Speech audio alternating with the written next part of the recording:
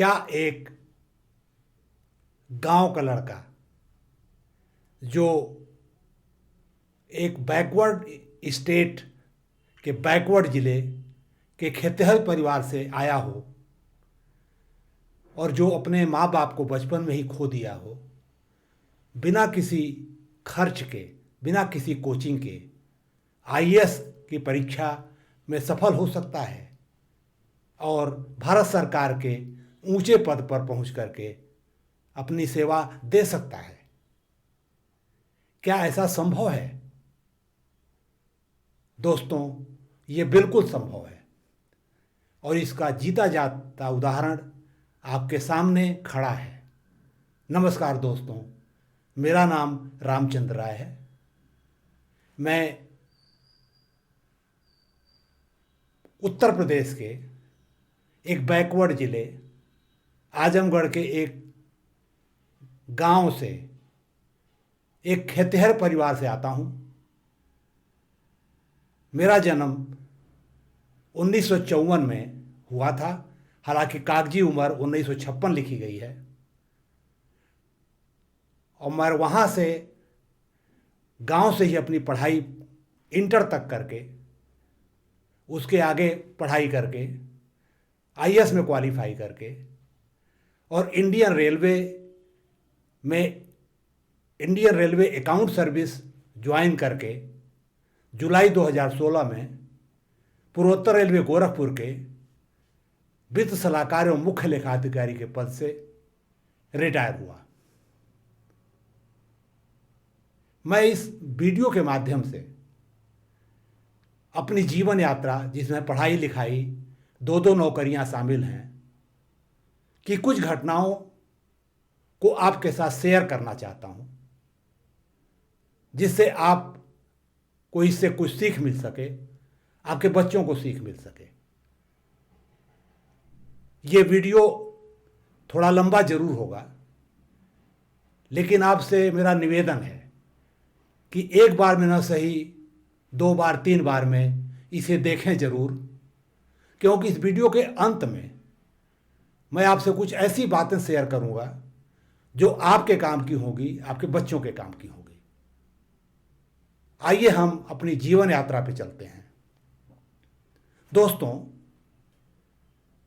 मेरी इनिशियल पढ़ाई लिखाई मेरे गांव में ही इंटर तक हुई। मेरे पिताजी की मृत्यु तब हुई जब मेरी उम्र 5 या 6 साल रही होगी। इसका अंदाजा इस बात से लगता है कि मुझे उनका कदकाठी चेहरा अभी भी धुंधला धुंधला याद है। एक और घटना घटी जिससे ये चीज़ साबित होती है। बचपन में मैं स्कूल नहीं जाना चाहता था, घर से निकला कहीं और चला गया, शाम को लौट आया। जब घर पे इस चीज़ की शिकायत आई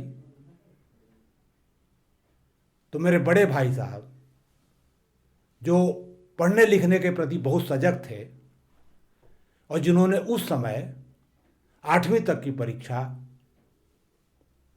अच्छे नंबरों से पास की थी, उनको कई नौकरियां मिल रही थी, लेकिन उन्होंने इसलिए नहीं किया कि परिवार को उनको देखना था। उन्होंने गुस्से में आकर हमारे ऊपर हाथ उठा दिया। मेरे पिताजी ने उनसे कहा कि तुम हमारे बेटे पर हाथ नहीं उठाओगे, ये पढ़ाई लिखाई नहीं करेगा, अखाड़ा लड़ेगा, खेती बाड़ी करेगा। मेरे भाई साहब ने उनसे कहा कि खुद तो अनपढ़ रह गए हो, क्या अपने बेटे को भी अनपढ़ रखेंगे? आखिर इसका भविष्य क्या होगा? दोस्तों, इससे साबित होता है कि मेरे पिताजी जब तक जिंदा थे उस समय मेरी उम्र 5 या 6 साल की जरूर रही होगी। जहाँ तक मेरी माता जी का प्रश्न है, वो पिताजी के मृत्यु के काफ़ी दिन तक जिंदा रही बाद में, लेकिन अपने जीवन के अंतिम 1-2 साल उनको गठिया हो गया और वो चारपाई पे आ गई। सारा काम चारपाई पे हो रहा था और वहीं लेटे लेटे उनकी मृत्यु हुई। जब माता जी की मृत्यु हुई तो उस समय मैं 8वीं कक्षा में शायद पढ़ रहा था। अब आते हैं पढ़ाई लिखाई पर। दोस्तों, मेरे गांव के उत्तर तरफ प्राइमरी स्कूल है और दक्षिण तरफ जूनियर हाई स्कूल, यानी 8 तक की पढ़ाई गांव में ही उपलब्ध थी। अब आपको मैं एक घटना का जिक्र करना चाहूँगा आपके साथ, जो अभी भी हमारे जेहन में रह रह के आती है और जिसने हमारे पूरे जीवन को इन्फ्लुएंस भी किया। जब मैं 8 में पढ़ रहा था तो मेरे धोबी का लड़का भी उसमें पढ़ता था। हमारे ही जात का एक सहपाठी जो हमारे क्लास का था, उसने उसे किसी बात पर बुरी तरह मारा पीटा। धोबी का लड़का मेरे पास आया और बोला कि इन्होंने हमको बिना मतलब के मारा है। हमने कहा कोई बात नहीं, देखते हैं। मैं आपको बता दूं कि 8 की जो परीक्षा थी, परिषद की परीक्षा थी, और उस समय के टीचर इतने डेडिकेटेड थे कि बच्चों को रात को पढ़ाते थे बुला के स्कूल में। हम लोग खाना वाना शाम और रात का खा करके स्कूल चले जाते थे बस्ता लेकर के, और सोने के पहले 1-2 घंटा पढ़ाई करते थे और फिर सुबह उठ करके फिर 1-2 घंटा की पढ़ाई करते थे। इस घटना के बाद एक दिन की बात है कि सुबह के टाइम मैं उठा और वो बच्चा जिसने कि धोबी के बच्चे को पीटा था, उसको मैंने लाठी लाठी खूब पीटा। हमारे स्कूल के पीछे एक खेत था जिसमें अरहर और लगी हुई थी, उसमें उसको दौड़ा दौड़ा के मारा बुरी तरह जो है, और वो स्कूल छोड़ के भाग गया। लेकिन उसके बाद कुछ दिन बाद वो धीरे से आया और मेरा बस्ता चुरा के भाग गया। मेरी बाकी 8वीं की पढ़ाई बिना बस्ते के इधर उधर के मदद से पूरी हुई।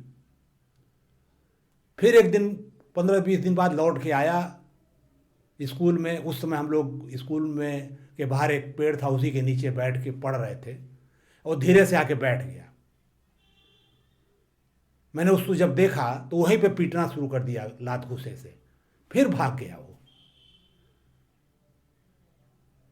मैं आपसे कहना चाहता हूं कि मेरे अंदर एक बहुत आक्रोश भरा हुआ था किसी भी तरह के अन्याय के प्रति।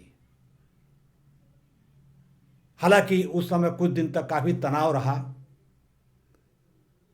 खैर, इसके आगे की बात मैं आपसे शेयर करना चाहूंगा।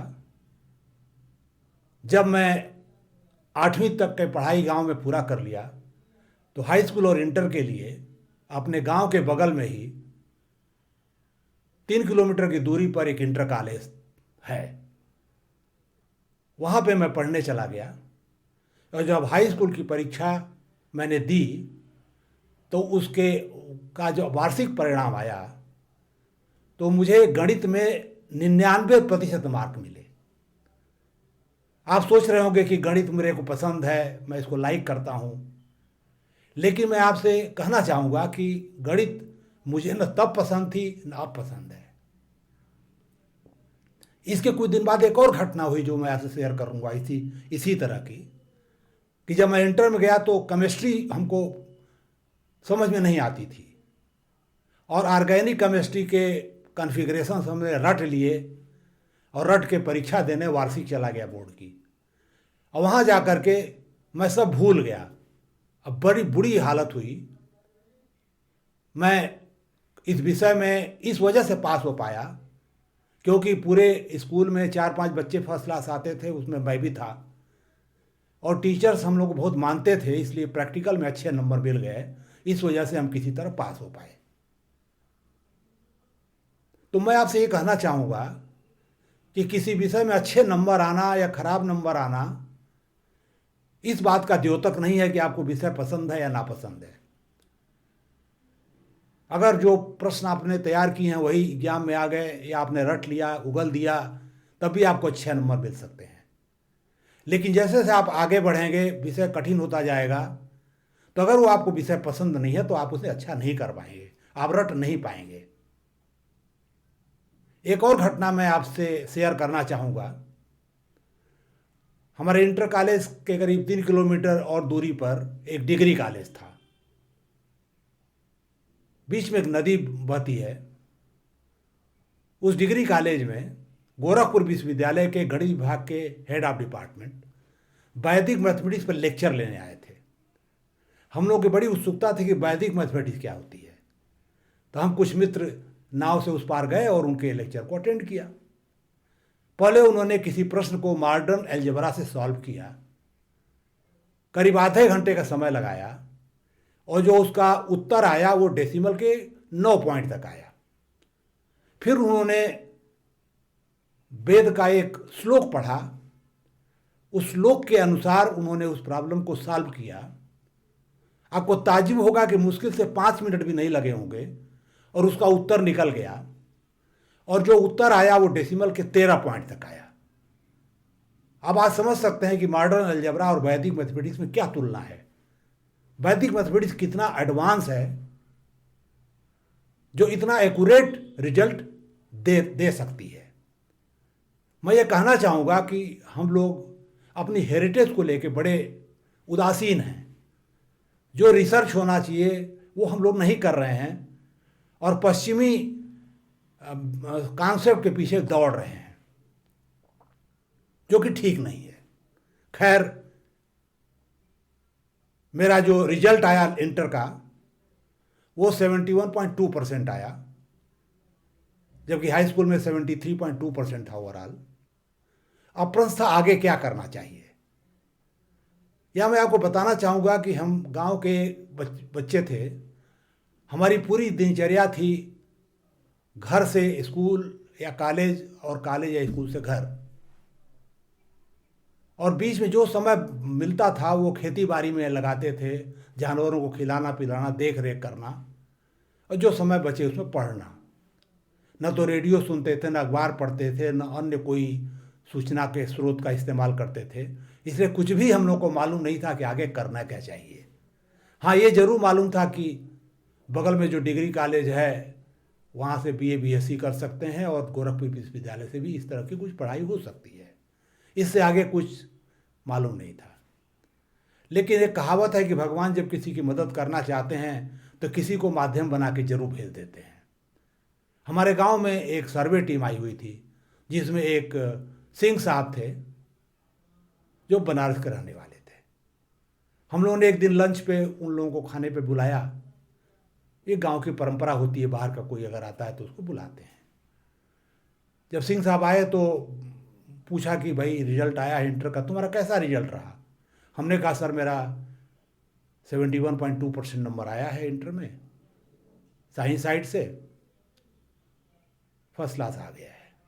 उन्होंने कहा कि नंबर तुम्हारे अच्छे हैं, एक काम करो तुम बीएचयू से इंजीनियरिंग कर लो। उसमें बीएचयू में जो इंजीनियरिंग था उसमें कंपटीशन नहीं था आज की तरह, वो डायरेक्ट नंबर के बेस पे एडमिशन होता था। तो उन्होंने कहा कि मेरे एक रिश्तेदार हैं जो सेरेमिक इंजीनियरिंग डिपार्टमेंट में वहाँ हेड ऑफ डिपार्टमेंट हैं इंजीनियरिंग कॉलेज में, उनके नाम से एक चिट्ठी दे देता हूँ, तुम चले जाओ और जा कर के उनको चिट्ठी दे दो, तुम्हारा एडमिशन करा देंगे। मैं बहुत घबरा गया क्योंकि मैं कभी गांव छोड़ा नहीं था, कहीं गया नहीं था और बनारस जाने को सोच नहीं सकता था। लेकिन भाई साहब, बड़े भाई साहब जो कि बहुत सतर्क थे शिक्षा को लेके, उन्होंने कहा कि नहीं तुम जाओ, पैसे की चिंता मत करो, मैं कहीं से इंतजाम कर लूँगा। मैं बता दूं कि हम लोगों की पारिवारिक आय कोई खास नहीं थी क्योंकि सब ले दे के खेती का ही सहारा था, और उस समय की खेती सब्सिस्टेंस एग्रीकल्चर था, थोड़ा बहुत पैसा मिलता था, बचता था। और छोटे भाई साहब हमारे बीच वाले वो भी पढ़ ही रहे थे अभी। खैर उन्होंने पैसे का इंतजाम किया और मैं पैसा लिया, और दोहरी घाट से एक ट्रेन जाती थी इलाहाबाद, शाम को चलती थी और बनारस होते हुए इलाहाबाद जाती थी, सुबह बनारस पहुंच जाती थी। तो मैं गया दोहरी घाट में, उस ट्रेन में बैठ गया, और बाई दी वो ट्रेन हमारे गांव से होकर ही गुजरती थी। तो जब वो ट्रेन हमारे गांव से गुजरी उस समय, तो मैं बहुत मायूस हो गया, मेरी आंखों में आंसू आ गए, क्योंकि पहली बार गांव छोड़ रहा था, बहुत बुरा लग रहा था। खैर मैंने अपने ऊपर कंट्रोल किया, सुबह बनारस पहुंचे, और वहाँ पर बीएचयू का जो कैंपस है उसके बाहर लंका है, उसके बगल में ही हमारे गांव के एक रहते थे, उनके यहाँ मैं चला गया। उनके यहाँ नहा धो के तैयार होकर के नाश्ता वास्ता कर करके और पैदल ही टहलता टहलता लंका होते हुए बीएचयू में गया, और खोजते खोजते सेरेमिक इंजीनियरिंग डिपार्टमेंट पहुँच गया। वहाँ जा कर के मैंने पूछा कि सिंह साहब कहाँ मिलेंगे, हम ऐसे ऐसे आए हुए हैं। तो कार्यालय के लोगों ने बोला कि सिंह साहब जो हैं टूर पे बाहर गए हुए हैं, हफ्ता भर के बाद ही आने वाले हैं। हमने उनको बताया कि मैं ऐसे चिट्ठी लेके आऊँ, मेरे को एडमिशन लेना है इंजीनियरिंग में, ये मेरे मार्क्स हैं। तो उन्होंने बोला कि ऐसा है कि आप लेट हो गए हैं, इंजीनियरिंग का जो एडमिशन की डेट थी वो ख़त्म हो चुकी है, इसलिए अब आपका एडमिशन नहीं हो सकता है। हाँ, साइंस फैकल्टी में चेक कर लो, अगर खुला हो वहाँ पे हो जाएगा। खैर मैं खोजते खोजते साइंस फैकल्टी पहुँच गया और वहाँ देखा कि एडमिशन चल रहे हैं। तो हमने नाव देखा न ताव देखा, फीस जमा की और पीएमसी ग्रुप में एडमिशन ले लिया बीएससी में, जिसमें फिजिक्स में ऑनर्स था और मैथमेटिक्स और केमिस्ट्री 2 अन्य सब्जेक्ट थे। आपको मालूम होगा कि केमिस्ट्री ने हमको इंटर में बहुत परेशान किया था, फिर भी बिना सोचे समझे दोबारा केमिस्ट्री ले लिया मैंने। अब प्रॉब्लम ये पैदा हुई कि केमिस्ट्री में एक लेक्चरर थे जो अंग्रेजों की तरह अंग्रेजी बोलते थे। हम लोग को अंग्रेजी आती थी, ग्रामर आता था, लेकिन बोलचाल की भाषा या प्रोनाउंसिएशन का आइडिया नहीं था। उनकी बात समझ में नहीं आ रही थी, वो पढ़ा क्या रहे हैं, बोल क्या रहे हैं। मैं बहुत परेशान हो गया। महीना भर मैंने देखा, जब नहीं कुछ पल्ले पड़ा तो लोगों से सोच विचार करके, राय बात ले करके हमने केमिस्ट्री की जगह स्टैटिस्टिक्स ले लिया और अपना सब्जेक्ट चेंज करा लिया। अब पीएमएस ग्रुप हो गया। अब किसी तरह मेरा बीएससी पूरा हो गया, बीएससी ऑनर्स, करीब 62% नंबर आए, फर्स्ट क्लास। अब सवाल था आगे क्या पढ़ाई की जाए। एमएससी कर सकते थे, इस तरह का कुछ दिमाग में आ रहा था। लेकिन मालूम पड़ा कि वहाँ कॉमर्स फैकल्टी में एक कोर्स चला करता था, master of business management, MBM. उसमें एक रिटन परीक्षा होती थी, फिर ग्रुप डिस्कशन, इंटरव्यू आदि होते थे, उससे सिलेक्शन होता था। मैंने उसकी तैयारी की और सौभाग्यवश उसमें मेरा सिलेक्शन हो गया फाइनली। हमने उसको ज्वाइन कर लिया। अब एमपीएम के दौरान जो हमने पढ़ाई की उसमें भी 1-2 घटनाएं हैं जो आपसे मैं जिक्र करना चाहूँगा। पहली घटना मैं आपसे जिक्र करना चाहूँगा, मेरे क्लास में 30 बच्चे थे करीब। हम लोगों ने ये डिसाइड किया कि एमपीएम में ढेर सारे सब्जेक्ट्स हैं और टॉपिक्स भी हैं, तो अगर हर बच्चा हर टॉपिक, हर विषय का पढ़ेगा तो डीप पढ़ाई नहीं कर पाएगा, अच्छे नोट नहीं बना पाएगा। तो क्यों ना हर बच्चे को 3-4 टॉपिक हर सब्जेक्ट के अलॉट कर दिए जाएं, जिससे वो उन्हीं विषय पर लाइब्रेरी जा कर के जो भी पुस्तकें उपलब्ध हैं 3-4-5 वो पढ़े और पढ़ के हर टॉपिक में अच्छा नोट बनाए, जिसको हम लोग साइक्लोस्टाइल कराएंगे, कॉपी बनाएंगे और सारे बच्चों को बांट दिया जाएगा। इस तरह सबको अच्छे नोट्स मिल सकते हैं। ये काम हमको दिया गया, कोऑर्डिनेशन का काम हमको दिया गया। हमने बखूबी किया इसको। नोट्स को चेक करना, उनको टाइप करवाना, ये सारी चीज़ों में टाइम लगा, लेकिन बड़े अच्छे नोट्स तैयार हो गए। और मैं बता दूं कि वो नोट्स अभी भी मैंने अपने पास रखे हुए हैं। तो ये एक कोऑपरेटिव रीडिंग का बड़ा अच्छा उदाहरण था जो काफ़ी हमको अच्छा लगा, क्योंकि हम लोग कंपटीटर नहीं थे, साथ में पढ़ रहे थे। एक दूसरी घटना और घटी कि एमबीएम में एक मैनेजरियल इकोनॉमिक्स सब्जेक्ट हुआ करता है। उसमें एक प्रोफेसर तिवारी उसको पढ़ाते थे। मैंने काफ़ी मेहनत किया और उसमें परीक्षा दी और कोई अपनी तरफ से कमी हमने नहीं छोड़ी, लेकिन मुझे 54% नंबर मिले उसमें। तो मैं तिवारी जी से मिलने पहुंच गया, बोला सर इतनी मेहनत किया, कम से कम फर्स्ट क्लास तो मिलना चाहिए था। तो उन्होंने कहा कि राय, ये 54% जो नंबर है हमारे करियर का हाईएस्ट नंबर मैंने किसी को दिया है। मैं 50 से ज़्यादा बढ़ता नहीं किसी के केस में। खैर मैं समझ गया कि ये बड़े, इनका इवैल्यूएशन कड़ा है। तो मैं आपसे कहना चाहूँगा कि नंबर कितने आते हैं ये काफ़ी चीज़ों पर निर्भर करता है। अब एक तीसरी घटना जो कि इम्पॉर्टेंट हमारी समझ से है वो मैं आपसे शेयर करना चाहूँगा। इस कोर्स में 1 साल पूरा करने के बाद समर ट्रेनिंग की एक व्यवस्था थी, जिसमें आपको किसी कंपनी में जाना पड़ता था और 2 महीने का एक ट्रेनिंग करनी पड़ती थी और लास्ट में आके एक प्रोजेक्ट रिपोर्ट भी जमा करना पड़ता था। ये ट्रेनिंग हमारी कानपुर में लगी, यूपी स्टेट टेक्सटाइल कारपोरेशन, जो कि स्टेट गवर्नमेंट का एक पीएसयू है। मैंने कानपुर इसलिए भी चुना क्योंकि वहाँ एक अपने रिश्तेदार रहते थे, तो खाने पीने की, ठहरने की व्यवस्था हो जाती, कोई परेशानी नहीं होती।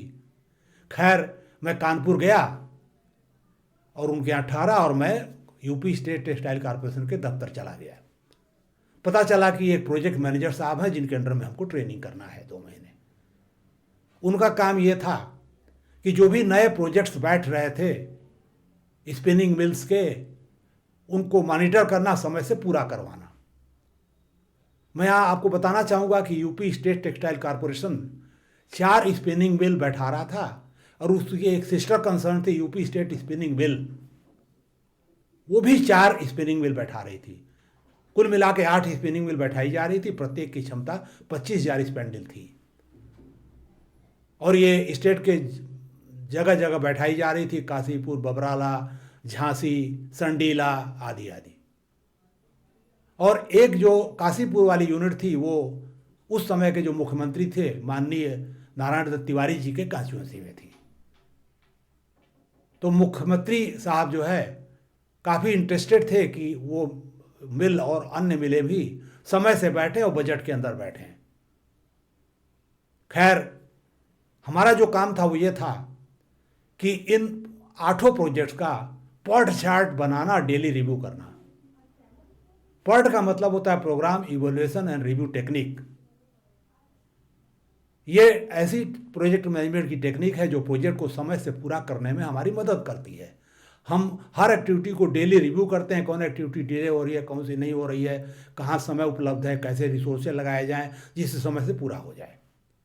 मैं आपको बताना चाहूँगा कि इस टेक्निक का सबसे पहले जो उपयोग हुआ वो यूएस नेवी ने किया वर्ल्ड वार के लिए, क्योंकि उसको नेवल शिप बनाने थे, जल्दी बना के उनका उपयोग करना था, इसलिए उसने इस टेक्निक का इस्तेमाल किया। खैर, हमने 2 महीने ट्रेनिंग पूरी की और ट्रेनिंग पूरा करके वापस एमबीएम का बाकी कोर्स पूरा करने लौट गया। मैं आपसे बताना चाहूँगा कि जब मेरी विदाई हो रही थी ऑफिस से, तो छोटा सा ऑफिस था, 5-6 लोग थे। मैं बहुत भावुक हो गया। मेरी स्थिति वही थी जब मैं ट्रेन से अपना गांव छोड़ रहा था कि लगा अपना परिवार छूट रहा है। ऐसे उनके साथ घनिष्ठ हमारे संबंध हो गए थे। खैर, मैं गया वापस बीएचयू और बाकी कोर्स भी पूरा किया और हमारा कोर्स पूरा हो गया। अब प्रश्न है कि आगे क्या करना चाहिए। मैं आपको बताना चाहूँगा कि जब मैंने एमबीएम पूरा किया तो मेरी उम्र 21 साल से थोड़ा कम ही थी, इसलिए मैं सिविल सर्विस के लिए मेरी एज नहीं हुई थी। लेकिन मैं ये कर सकता था कि वहाँ पीएचडी में एडमिशन ले लेता और सिविल सर्विस की तैयारी करता और तैयारी करके और जब उम्र हो जाती तो दे देता। लेकिन ये दिमाग में बात नहीं आई और मैं लगा नौकरी खोजने। यहाँ तक कि हमारी पढ़ाई पूरी हो गई। चलिए, उम्र की बात तो अलग है, लेकिन मेरी पारिवारिक स्थिति ऐसी थी कि हमको नौकरी जल्दी से जल्दी चाहिए थी, क्योंकि घर की इनकम केवल एग्रीकल्चर पे डिपेंडेंट थी। छोटे भाई साहब भी अभी पढ़ ही रहे थे, इसलिए हमको नौकरी की ज़रूरत थी। भोपाल की एक कंपनी थी जिससे इंटरव्यू लेटर आया, मैं वहाँ गया, लेकिन दुर्भाग्यवश मेरा सिलेक्शन नहीं हुआ। इंटरव्यू में मैं अपनी बात उनको समझा नहीं पाया, कुछ हिचक थी, मैं बड़ा दुखी हुआ। लेकिन लौटते हुए मैं कानपुर रुक गया और अपने रिश्तेदार घर रुका और फिर दूसरे दिन मैं यूपीएसटीसी के ऑफिस चला गया जहाँ मैंने समर ट्रेनिंग की थी। और वहाँ पर जो प्रोजेक्ट मैनेजर साहब थे जिसके अंडर में हमने ट्रेनिंग की थी उनसे मिला और उनसे कहा कि सर, मेरा कोर्स तो पूरा हो गया एमबीएम का, लेकिन अभी तक नौकरी नहीं मिल पाई है, क्या कोई मदद हो सकती है।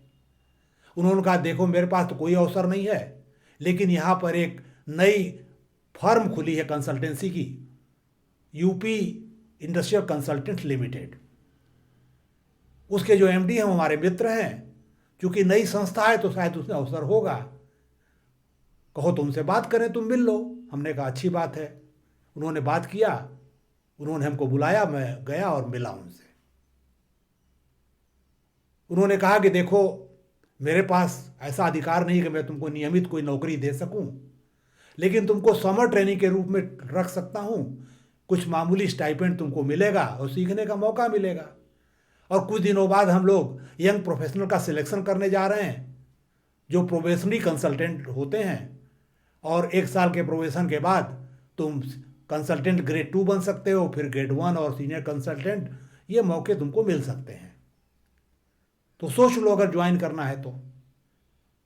मैं आपको बता दूं कि जो स्टाइपेंड उन्होंने ऑफर किया वो 250 रुपये प्रति मंथ था। मैंने सोचा कि पैसा चलो कम मिलेगा लेकिन सीखने को मिलेगा, कम से कम गांव में जाएंगे, बदनामी तो नहीं होगी कि इतनी पढ़ाई लिखाई करने के बाद कोई नौकरी नहीं पाए। और मैंने ज्वाइन कर लिया और उसके बाद साल भर बाद मेरा कन्फर्मेशन भी हुआ। कंसल्टेंट ग्रेड 1 बन गया, फिर कंसल्टेंट ग्रेड 2 बना, फिर ग्रेड 1 बना।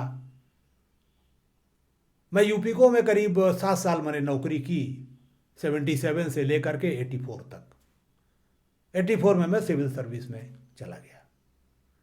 अभी जो 7 साल का समय था कंसल्टेंसी का, इसमें कुछ ऐसी घटनाएं हैं जो मेरी समझ से महत्वपूर्ण हैं, जिनको मैं आपके साथ शेयर करना चाहूँगा।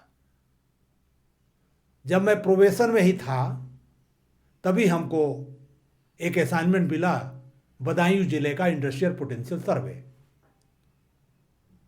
स्टेट गवर्नमेंट ने 3 जिलों को चुना था इंडस्ट्रियल डेवलपमेंट के लिए।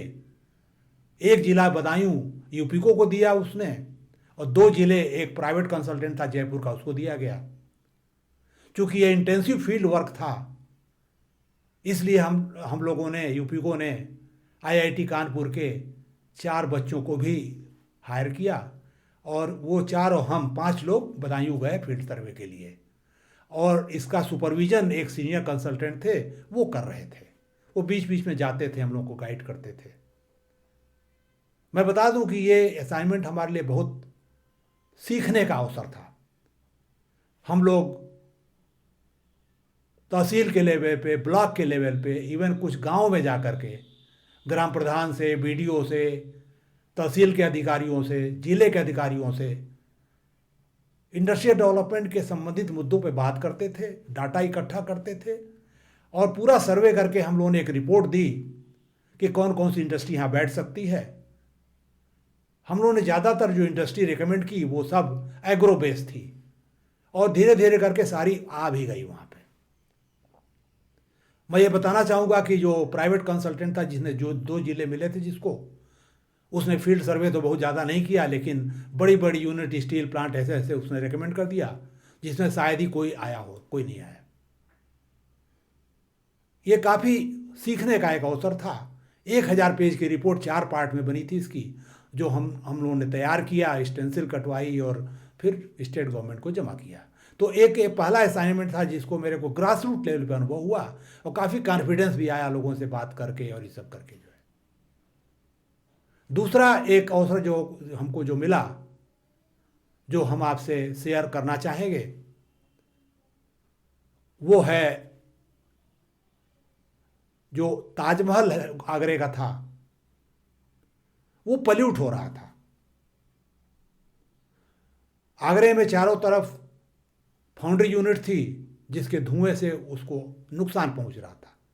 स्टेट गवर्नमेंट ने यूपीको को हायर किया कि आप एक प्रोजेक्ट रिपोर्ट बनाइए, उसमें बताइए कि ये फाउंड्री यूनिट्स को आगरे से अगर बाहर करना है तो कितना खर्चा आएगा, कैसे फंडिंग होगी, कैसे चीज़ें की जाएंगी।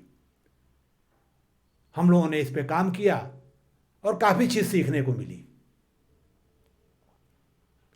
एक तीसरी घटना जो कि हमारी समझ से बहुत इम्पॉर्टेंट है, एक एथिकल डायमेंशन है उसके अंदर। एक झांसी की स्मॉल स्केल इंडस्ट्री थी जो अपने को मॉडर्नाइजेशन लोन चाहती थी। उसने यूपी स्टेट फाइनेंशियल कॉरपोरेशन यूपीएफसी में अप्लाई किया, और यूपीएफसी ने यूपीको को हायर किया कि आप कंसल्टेंट भेजिए, एक रिपोर्ट बना के दें, इनको लोन देना है, नहीं देना है, कितना देना है। तो मैं फाइनेंशियल कंसल्टेंट था और एक हमारे मित्र थे जो मैकेनिकल कंसल्टेंट थे।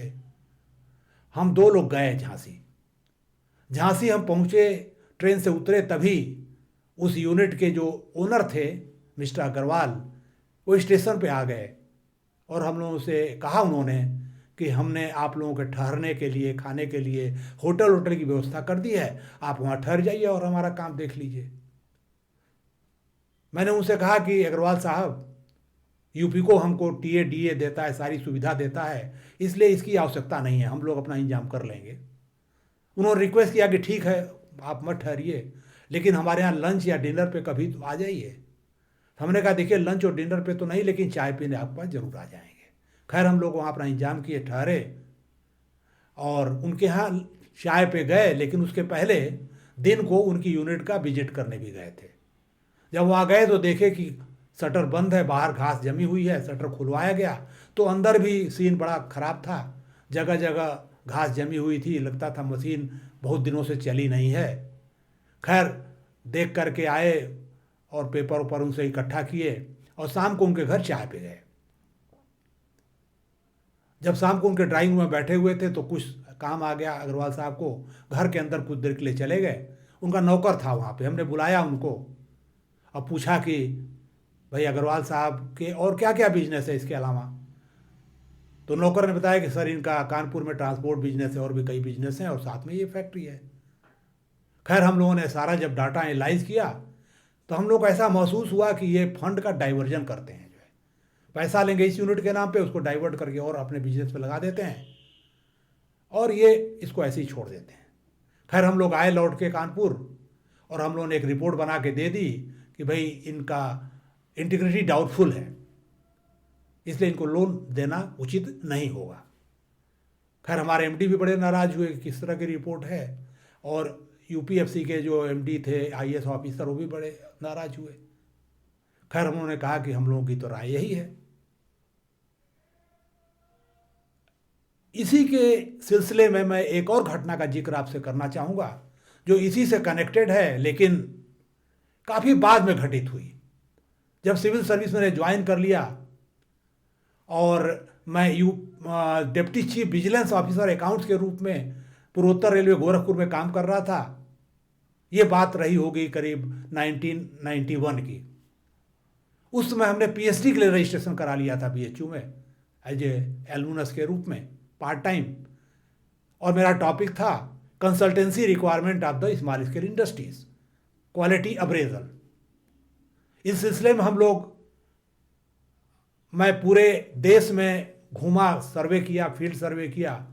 चेन्नई गया, बेंगलोर गया, अहमदाबाद गया, बॉम्बे गया, दिल्ली गया और इस सिलसिले में पटना भी गया। जहाँ हम जाते थे तो इंडस्ट्री से बात करते थे और उनसे फीडबैक लेते थे, डाटा लेते थे और फिर बाद में हमने पीएचडी जमा की। जब मैं पटना गया तो वहाँ पे पाटलिपुत्र इंडस्ट्रियल एरिया है जिसमें करीब 200-250 इंडस्ट्री यूनिट थी। देखा कि ज़्यादातर इंडस्ट्री यूनिट बंद हैं, शटर गिरे हुए हैं, बाहर घास जमी हुई है, केवल 3-4 यूनिट चल रही थी आटा मिल टाइप की। उनकी भी लगभग वही स्थिति थी जो अग्रवाल साहब की यूनिट की झांसी में थी। मैं ये आपसे कहना चाहूँगा कि बहुत बड़ी प्रॉब्लम है हमारे देश में कि इंडस्ट्रियलिस्ट लेते हैं तो लोन इंडस्ट्री चलाने के लिए, लेकिन उसको लगा पैसे को कहीं और देते हैं। उनकी मार्जिन मनी 20% है तो 20% क्या 40% पहले वो निकाल लेते हैं किसी किसी माध्यम से। फिर यूनिट में उनका कोई स्टेक बचता ही नहीं है। यूनिट सीख हो चाहे चले, कोई उनसे मतलब नहीं है। यूनिट सीख होती है, एंटरप्रेन्योर सीख नहीं होता है। खैर ये बहुत बड़ी घटना थी जो मैं आपसे शेयर करना चाहता था। जब तक इसका इलाज नहीं होगा इंडस्ट्रियल डेवलपमेंट नहीं हो सकता। और ये केवल इंडस्ट्रियल सेक्टर का रोग नहीं है, जो लोग भी बैंक से और अन्य इंस्टीट्यूशन से लोन लेते हैं उसमें से काफ़ी लोग भी ऐसा करते हैं।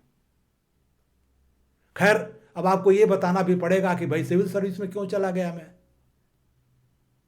तो मैं आपको ये बताना चाहूँगा कि जब मैं कानपुर में काम कर रहा था उसी समय मेरी शादी हुई 1979 में। मेरी श्रीमती जी आगरे की हैं और उनके पिताजी आगरा में एजुकेशन में प्रोफेसर थे। और आगरे में पूर्वांचल के ढेर सारे सिविल सर्वेंट थे जो पोस्टेड थे, डीएम, एसएसपी आदि। और ये लोग भी चूंकि पूर्वांचल के आजमगढ़ के रहने वाले थे तो इनके यहाँ आना जाना था, ये लोग भी जाते थे, मिलते थे। और इनके मन में सिविल सर्विस के प्रति एक नेचुरल आकर्षण था। और हमारे ससुर जी ये सोचते थे कि मेरा दामाद भी आईएएस बन सकता है, तो हमको लगे मोटिवेट करने के तुम परीक्षा दो, परीक्षा दो। मेरी उम्र थी उस समय तक देने की। मेरी श्रीमती जी भी कहने लगी कि भाई आप परीक्षा दीजिए। मैंने कहा कि भाई देखिए कंसल्टेंसी का काम बहुत कठिन है, दिन भर मेरा दिमाग खाली हो जाता है, थक जाते हैं। एंटरप्रेन्योर को एडवाइस देते देते, या सर्वे वर्क है, बार बार बाहर जाना पड़ता है, तो कैसे मैं दे सकता हूँ। उन्होंने कहा नहीं दीजिए। खैर, जब तक मैं कानपुर में रहा तब तक तो मैंने कभी उधर रुचि ही नहीं दिखाई, न कुछ किया, क्योंकि मन मेरा नहीं था वहाँ जाने का। लेकिन इस बीच में ये हुआ कि जब नोएडा का काम हमको मिला, नोएडा जो है कि 11 इंडस्ट्रियल सेक्टर थे जिसके लिए उनको लोन चाहिए था डेवलपमेंट करने के लिए। उन्होंने यूपीको को हायर किया, यूपीको ने इस काम को मेरे को लगाया इस पर, और वो काम मैं किया। उनसे प्रोजेक्ट रिपोर्ट बनाते थे हर सेक्टर का, और फिर हर सेक्टर का अलग अलग बैंक से लोन दिलवाते थे, और फिर रिफाइनेंस करवाते थे आईडीबीआई से उसको। मैं बता दूं कि यूपीको आईडीबीआई का एक सब्सिडरी था, हालांकि उसमें स्टेट गवर्नमेंट का भी शेयर था और बैंक्स के भी शेयर थे। तो इस काम को मैं करने लगा था जब मैं कानपुर में था तभी। फिर कंपनी ने कहा कि ऐसा करिए कि आपका ट्रांसफ़र हम लोग नोएडा कर देते हैं, वहाँ एक नई ब्रांच खोल दीजिए यूपीको की, वहाँ ढेर सारी नई यूनिट्स आ रही, उनको कंसल्टेंसी भी दीजिए, हमारी इनकम बढ़ेगी, और साथ में ये काम भी करिए। और मेरा ट्रांसफ़र जो है 79 में दिल्ली कर दिया गया। जब मेरा ट्रांसफ़र दिल्ली हो गया,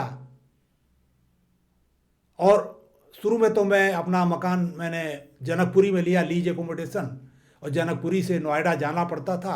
एक सिटी बस पकड़ करके सेंटर से 88 आते थे, फिर वहाँ बदल करके वहाँ से नोएडा जाते थे।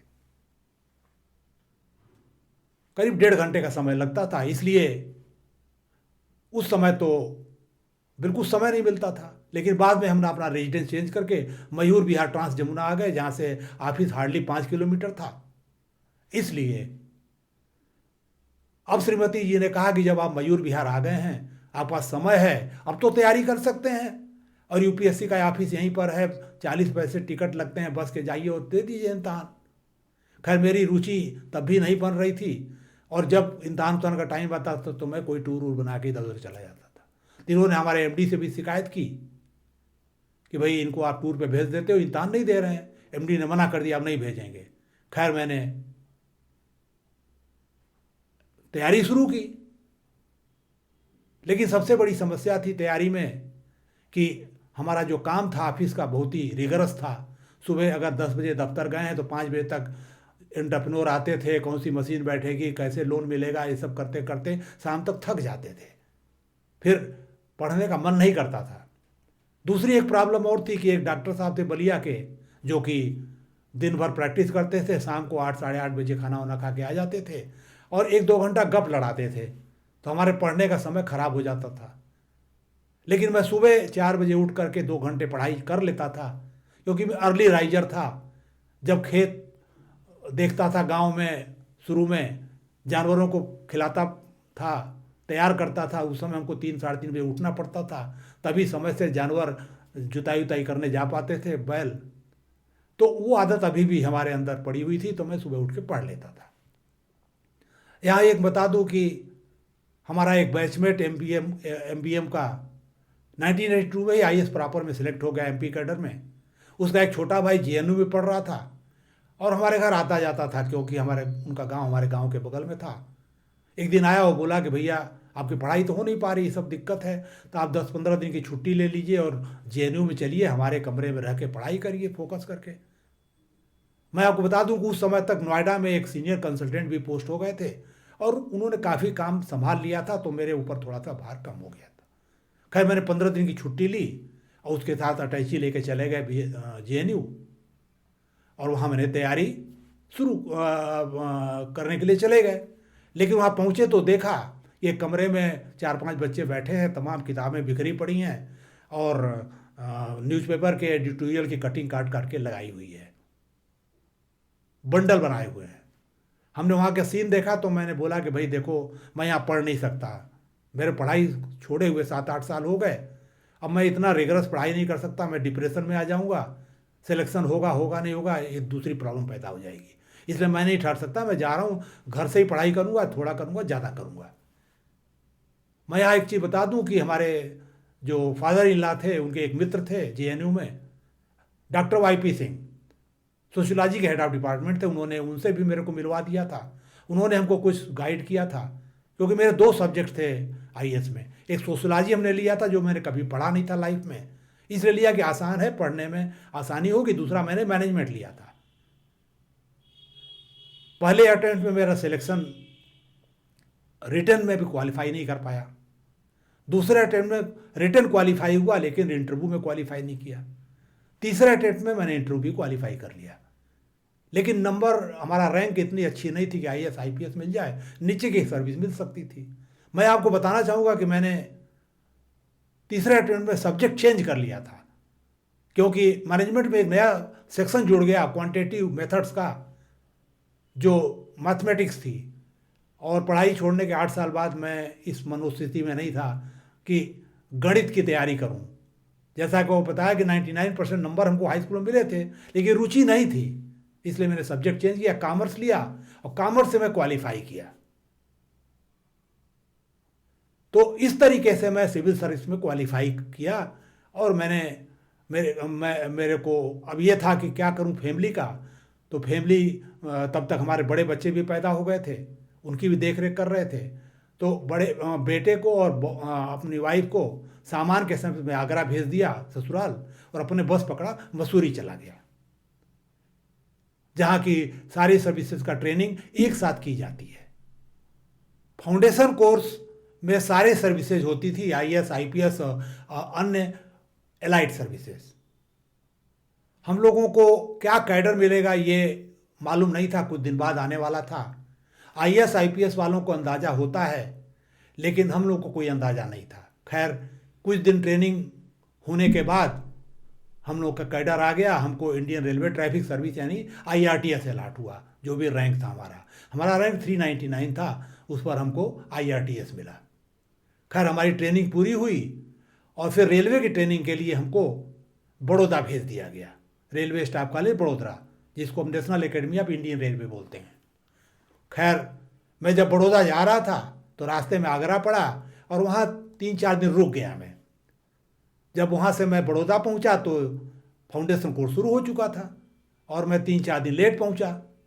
तो कोर्स डायरेक्टर ने कहा कि हम आपको अलाउ नहीं करेंगे, अगला जब बैच शुरू होगा तो आइएगा, आप जाइए। खैर, मैं वापस चला गया आगरा और अगले बैच में आके मैंने ज्वाइन किया। खैर, हमारी रेलवे की ट्रेनिंग शुरू हुई, फाउंडेशन कोर्स और जो भी उनके अन्य प्रोग्राम थे वो एक के बाद एक हम लोग करने लगे। और हमारी ट्रेनिंग पूरा होने में करीब 1 हफ्ते बाकी थे और मेरी अंतिम जो फील्ड ट्रेनिंग थी आरडीएसओ लखनऊ में हो रही थी। उसी समय एक एक्सीडेंट हो गया, हेड इंजरी हुई हमको और मेरे दाएं आंख का रेटिना बुरी तरह फ्रैक्चर हो गया। अब हमको मेडिकल सिक करना पड़ा और रेलवे ने हमको all India medical institute of medical sciences Delhi refer किया। लेकिन जो वहाँ के सर्जन थे रेटिनल, वो बाहर किसी कॉन्फ्रेंस में गए हुए थे और वो 1 महीने बाद आने वाले थे।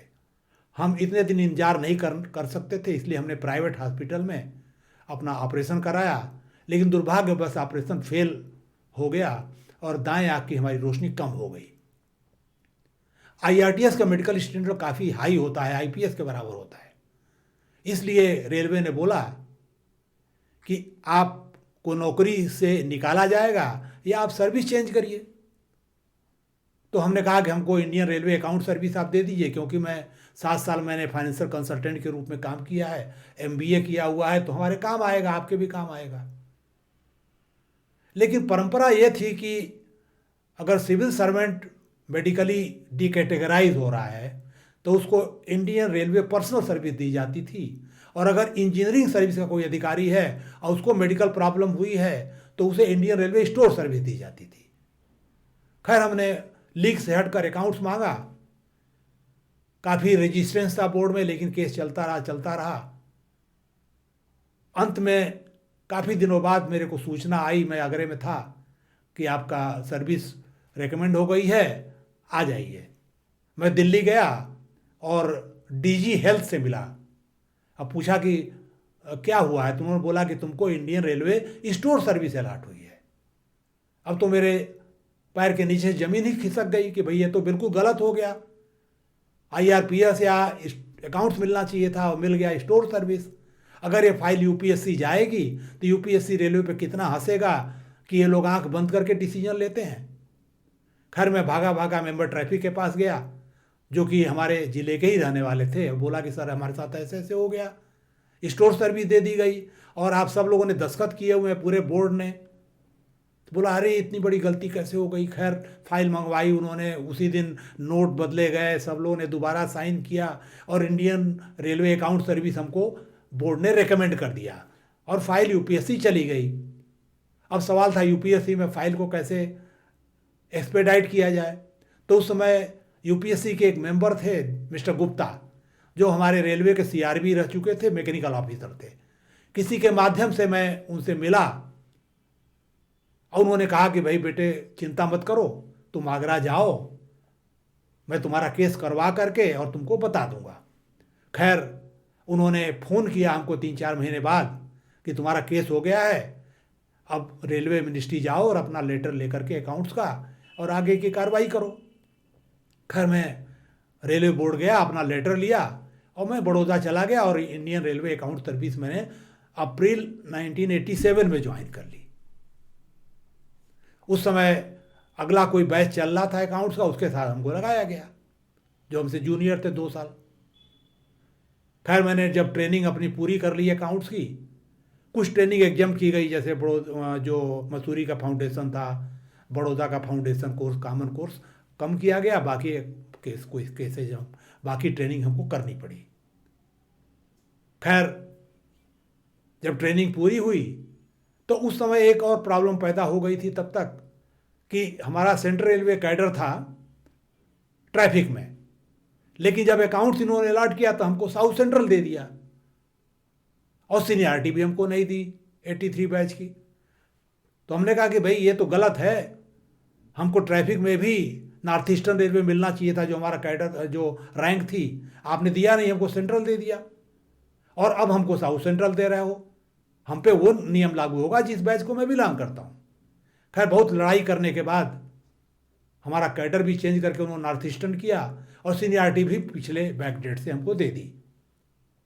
खैर ये सब होने के बाद ये होते होते अगस्त 1988 आ गया और हमारी पोस्टिंग नॉर्थ ईस्टर्न रेलवे को भेज दिया गया पोस्टिंग के लिए। और वहाँ जब गया तो मेरी पहली पोस्टिंग गोरखपुर मैकेनिकल वर्कशॉप में हुई, असिस्टेंट वर्कशॉप अकाउंट ऑफिसर के रूप में। अब मैं अगस्त 88 से लेकर के जुलाई 2016 तक रेलवे में मैंने विभिन्न पदों पर काम किया। अब ये सिविल सर्विस का जो टेन्योर था, इसकी कुछ इम्पॉर्टेंट घटनाएं आपके साथ में शेयर करना चाहूँगा। सबसे जो पहली घटना हुई ज्वाइन करने के 2-3 दिन बाद ही हो गई। मैं अपने छोटे से चैम्बर में बैठा हुआ था मैकेनिकल वर्कशॉप में, देखा कि एक आदमी 3-4 आदमी लेकर के हमारे कमरे में घुसा आ रहा है बिल्कुल आक्रामक रूप से, और आकर के हमारे मेज़ पर घुस्से मारने लगा और कहने लगा कि भाई आपके लोग काम नहीं कर रहे हैं, हम लोगों को हरेस करते हैं, आप ठीक ऑफिसर नहीं हैं, ये सब चिल्लाने लगा। आपको याद होगा कि मैं गांव में अपने धोबी के बच्चे को मारने वाले अपने सहपाठी को लाठियों से बुरी तरह पीटा था।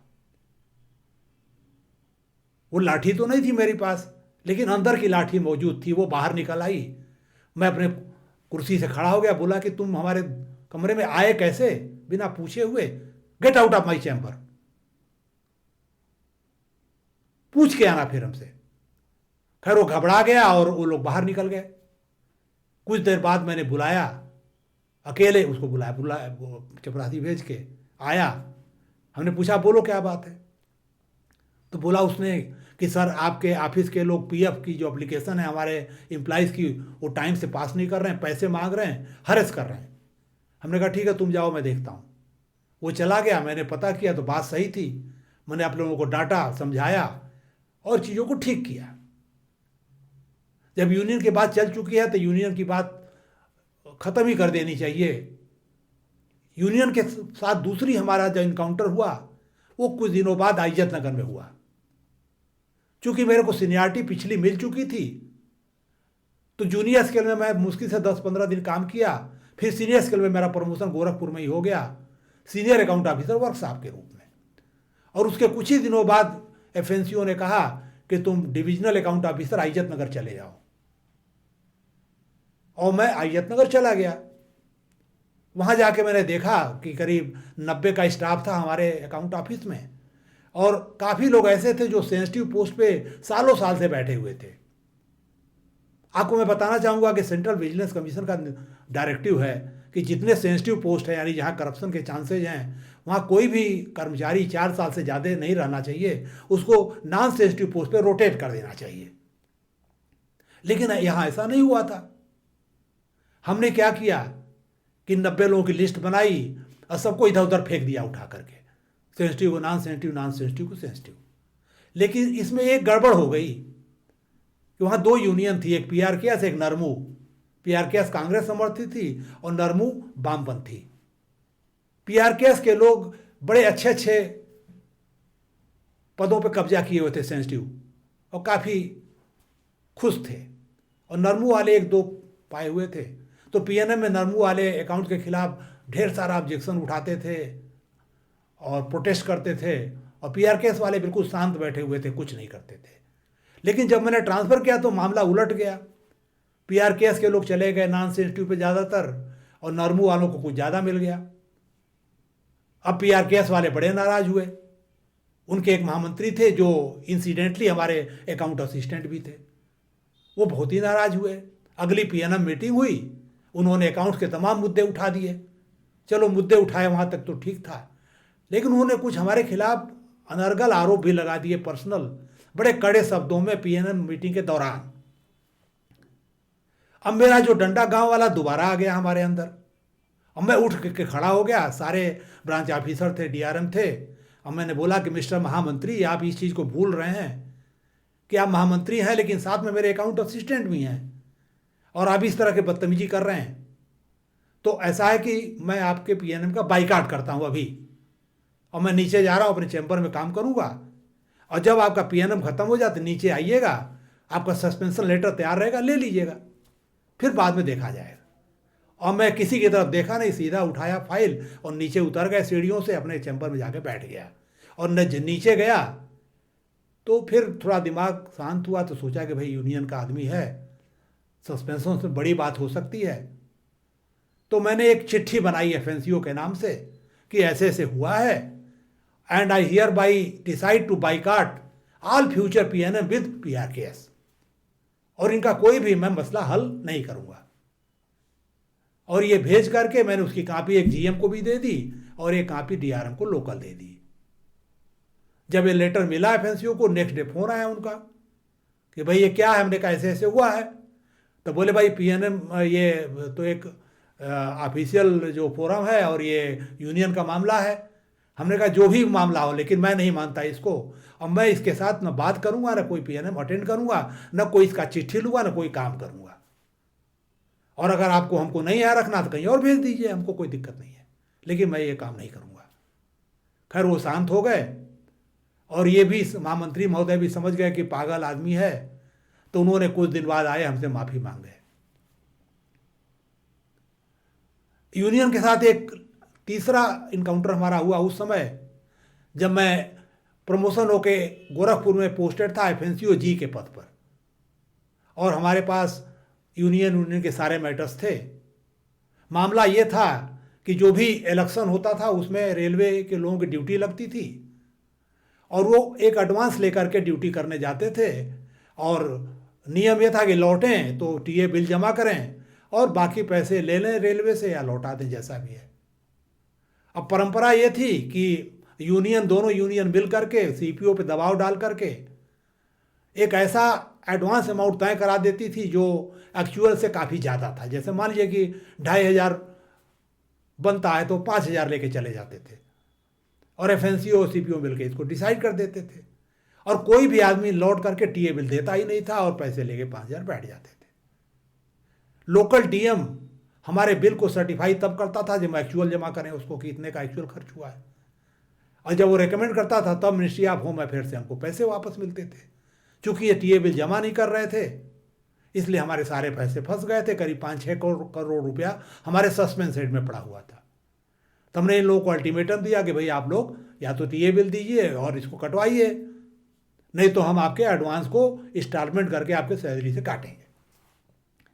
खैर ये बहुत बड़ा मुद्दा था, दोनों यूनियन हमारे खिलाफ हो गई, काफ़ी भयंकर प्रदर्शन किया, घेराव किया, सब कुछ किया। लेकिन हमारे जो जीएम थे उन्होंने हमारा सपोर्ट किया कि ये गलत है, होना चाहिए। अल्टीमेटली सबका हमने कटवाया, या टीए बिल जैसा भी था इस मुद्दे को हमने सॉल्व किया। तो ये यूनियंस हमारे 2-3 इनकाउंटर थे, जो एक प्रेशर ग्रुप है बहुत इंपॉर्टेंट रेलवे में। और हाल ये हुआ कि जब मैं रिटायर हुआ जुलाई 2016 में, तो उस समय जो महामंत्री थे नरमू के, बड़े बुजुर्ग आदमी, उन्होंने अपने हाथ से हमारे एम्बेसडर कार पर गेंदों की माला से सजाया उसको। ये स्नेह था उनका, और हम भी उनका आदर करते थे। दोस्तों ये तो हुई यूनियन की बात। अब एक और घटना आपसे जिक्र कर दूं सिविल सर्विस पे, जो इम्पॉर्टेंट थी हमारे लिए, जो हमारे दिमाग में अभी भी घूम रही है, कि मेरी पढ़ने लिखने में रुचि पहले से थी। तभी हमने 1991-92 में पीएचडी के लिए रजिस्ट्रेशन किया, और 98 में हमको 97 में करीब डिग्री मिली। मैंने रेलवे बोर्ड से रिक्वेस्ट किया एफएनसीओ के थ्रू कि हमको रेलवे स्टाफ कॉलेज बड़ोदरा में फैकल्टी के रूप में भेज दीजिए, मैं वहाँ पढ़ाऊँगा, मेरे पढ़ाने लिखाने में रुचि है, मैं ट्रेनर रहा हूँ, एंटरप्रेन्योर डेवलपमेंट प्रोग्राम में चला चुका हूँ, तो मैं वहाँ पे पढ़ा सकता हूँ। खैर बोर्ड ने मेरी बात मानी और हमको प्रोफेसर फाइनेंस इन्वेस्टमेंट के रूप में रेलवे स्टाफ कॉलेज में भेजा, जहाँ मैं 5 साल रहा, और वहाँ की मैगजीन व्यक्ति का एडिटर भी रहा, काफ़ी अच्छा काम हुआ।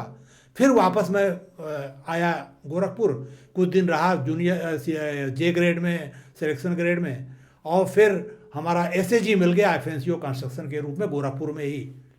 और दोबारा बोर्ड ने हमको railway staff college senior professor financial management में भेज दिया, जहाँ मैं 2 साल करीब रहा। इस टेन्योर की एक घटना है जो मैं आपसे शेयर करना चाहूँगा। हमारे अंडर में एक लेडी थी प्रोफेसर फाइनेंस इन्वेस्टमेंट के पद पे, जो हमारा पुराना पद था। उन्होंने लाइब्रेरी का इंस्पेक्शन कर दिया रेलवे स्टाफ कॉलेज की, और कुछ इरेगुलरिटी निकाल दी किताबों को लेके, कुछ किताबें गायब थी, जो भी था। उस समय जो डीजी थी वहाँ की एक लेडी थी, जो हमारे अकाउंट सर्विस की बहुत सीनियर लेडी थी, उन्होंने इस बात को अपने ऊपर ले लिया कि भाई हमारे रहते हुए अकाउंट्स इस तरह का इंस्पेक्शन कर रहा है और कमियां निकाल रहा है। तो उन्होंने एक शो काज नोटिस दे दिया उस लेडी को, और कहा कि तुम्हारे खिलाफ डीआर एक्शन लेंगे, तुमने ऐसा काम क्यों किया। मैं चूंकि इंचार्ज था वहाँ अकाउंट्स का, सीनियर प्रोफेसर होने की वजह से मेरी ड्यूटी थी कि उस लेडी को बचाएं। मैंने अकाउंट्स कोड पढ़ा, देखा कि मेरी ड्यूटी है कोई इंस्पेक्शन करना है, प्रशासन को बताना, इरेगुलरिटी दूर कराना है। मैं मैडम के पास गया कि मैडम ये स्थिति है और आप ऐसा क्यों कर रही हैं, उसको शो काज दे रही हैं, डीआर करना चाहती हैं, तो गलत है। खैर वो मेरी बात नहीं मानी और उसको कागज़ देती रही। मैंने इग्नोर करता रहा, सारा कागज़ उनका फाड़ के फेंकता रहा।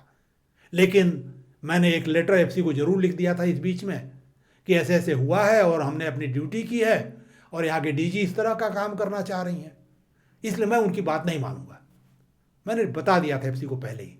एफसी ने वो चिट्ठी लिया और चुपचाप बैठ गए। लेकिन ये बार बार उनको फ़ोन करने लगी, प्रेशराइज करने लगी कि भाई राय को ट्रांसफ़र करिए यहाँ से, मेरी बात नहीं मान रहे।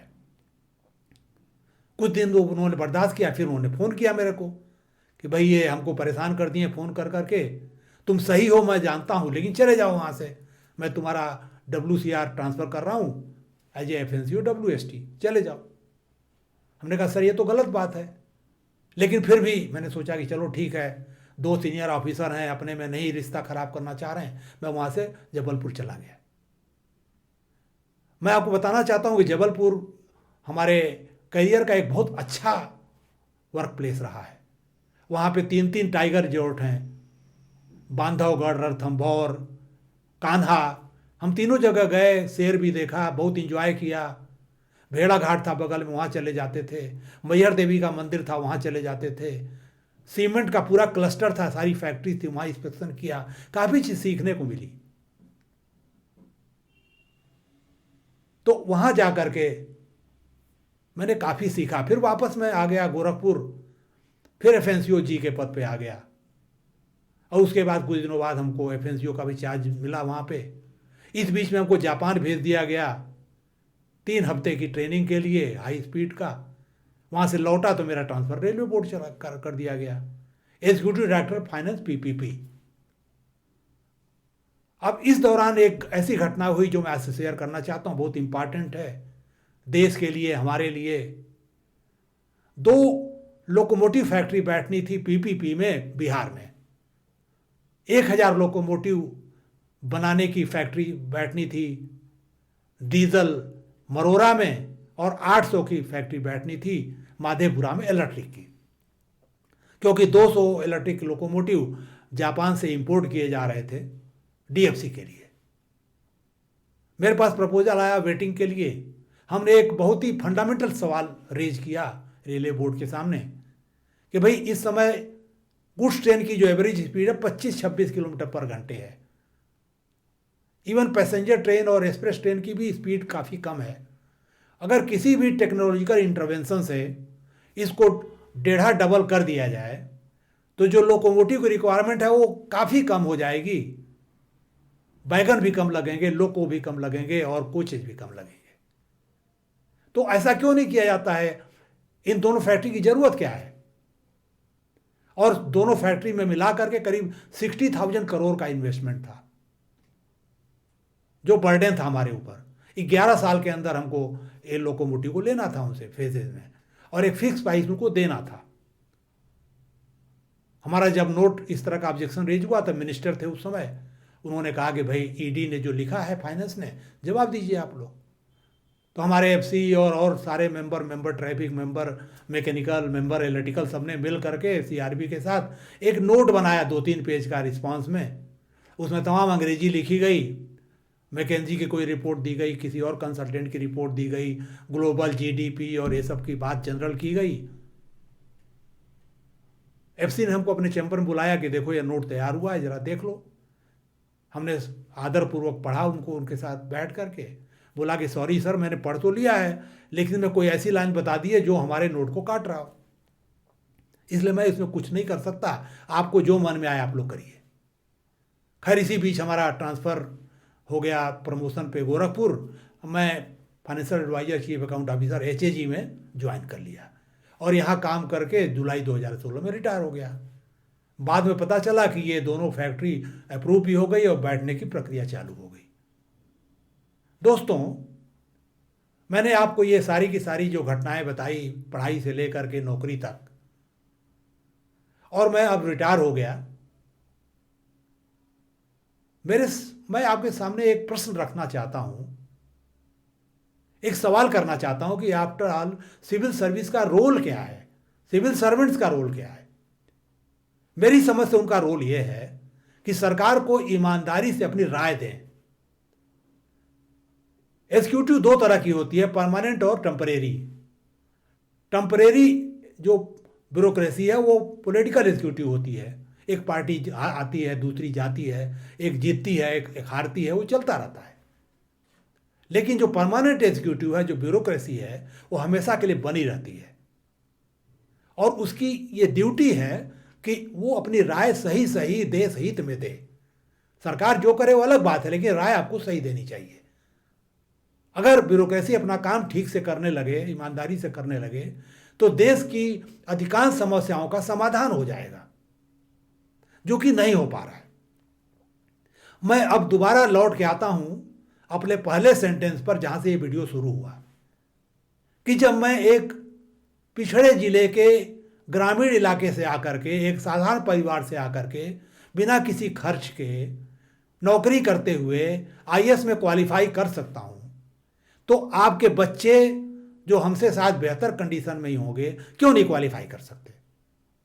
क्यों उनको लंबी लंबी फीस दे के कोचिंग करनी पड़ती है और फिर भी क्वालिफाई नहीं कर पाते?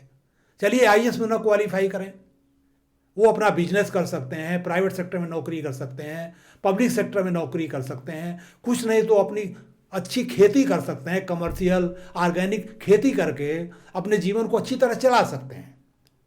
तो आखिर वो ऐसा क्यों नहीं कर पा रहे हैं? दोस्तों, मेरा ये मानना है कि हमारे अंदर कुछ होना चाहिए, बाहर से बहुत फर्क नहीं पड़ता। हमारी सोच क्या है, व्यवहार क्या है, जीवन मूल्य क्या है, ये निर्धारित करते हैं कि हम सफल होंगे कि असफल होंगे, कामयाब होंगे कि नाकामयाब होंगे।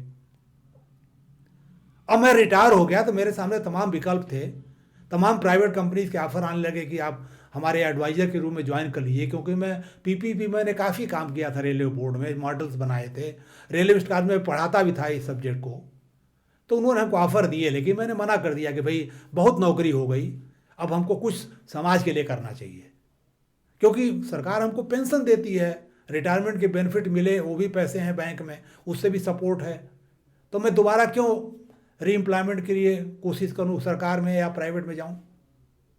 तो दोस्तों, मेरा ये मानना है कि अगर हम अपनी पर्सनालिटी को ठीक से विकसित कर लें, समझ लें, कमियों को दूर कर लें, तो कोई भी काम हमारे लिए मुश्किल नहीं है, चाहे वो सिविल सर्विस हो, चाहे कोई और काम हो।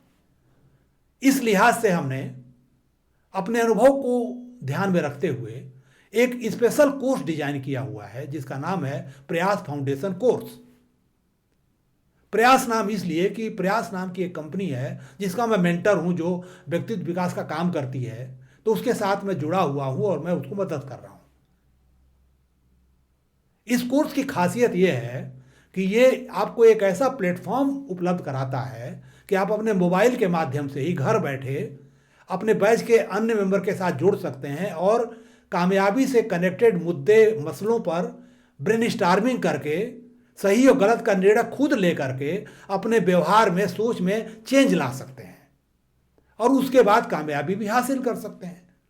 इसकी फीस भी हम लोगों ने इतनी कम रखी है या इस तरह रखी है कि कोई भी पार्टिसिपेंट इस वजह से इसमें भाग नहीं लेगा कि पैसे नहीं है उसके पास, ऐसा कोई बंधन नहीं है। क्रॉस सब्सिडी का प्रिंसिपल हम फॉलो करते हैं, जिससे सब लोग इसको कर सकें। आखिर ये कैसे संभव है?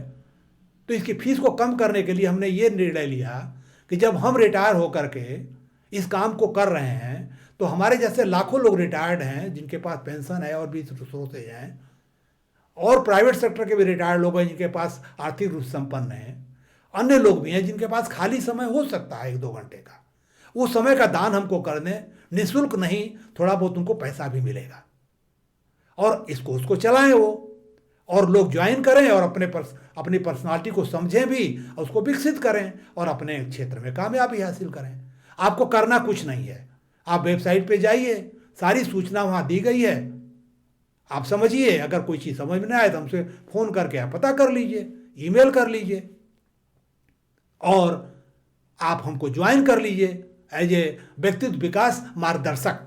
हमने जो कहा हुआ है, आप हमारे एक्टिविटी पार्टनर हैं, बहुत महत्वपूर्ण एक्टिविटी पार्टनर हैं। तो दोस्तों, मैं उम्मीद करता हूं कि आप हमारे साथ जुड़ेंगे, अपने बच्चों को इस कोर्स को करवाएंगे और वो इसका लाभ उठाएंगे। साथ में मैं और रिक्वेस्ट करना चाहूँगा कि ये चैनल आपके पर्सनालिटी डेवलपमेंट के लिए बनाया गया है, तो आप इसके लाइक और शेयर करिए और इसको सब्सक्राइब करके बेल बटन भी दबा दीजिए, ताकि नए वीडियो आपको मिलते रहें। हम नए नए वीडियो डालते रहते हैं जो आपके काम के हैं, आपके बच्चों के काम के हैं। और एक और रिक्वेस्ट करेंगे कि आप अपने दोस्तों से भी इस हमारे साथ जुड़ने के लिए निवेदन करें। इतना लंबा वीडियो देखने के लिए आपका बहुत बहुत धन्यवाद, और उम्मीद है कि आप हमसे जरूर संपर्क करेंगे। नमस्कार।